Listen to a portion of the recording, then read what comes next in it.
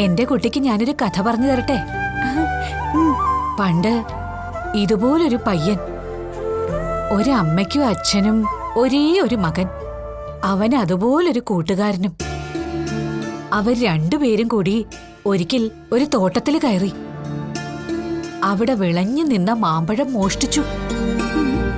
രണ്ടുപേരും അത് അവരവരുടെ വീട്ടിൽ കൊണ്ടുപോയി.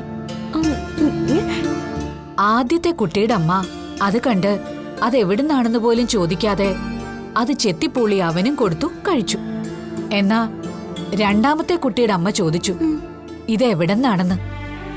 അടുത്തുള്ള തോട്ടത്തിന്ന് ഉടമസ്ഥൻ അറിയാതെ പറിച്ചതാണെന്ന് അവൻ അമ്മയോട് പറഞ്ഞു. അമ്മ അവനെ ഒരുപാട് വഴക്ക് പറഞ്ഞു.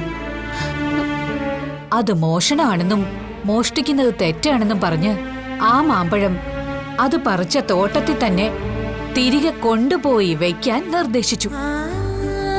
ആ കുട്ടി അത് അതുപോലെ ചെയ്തു. പിന്നീട് എന്തുണ്ടായിന്നറിയാമോ? മോഷ്ടിച്ചു കൊണ്ടുവന്ന മാമ്പഴം അമ്മ ചെത്തിപ്പൂളി കൊടുത്തില്ലേ, ആ കുട്ടി വലിയൊരു കള്ളനായി. അതുകൊണ്ട് മോൾ അവനെ ഉപദേശിക്കണം. ഉപദേശിച്ച് നല്ല വഴിക്ക് തന്നെ നയിക്കണം.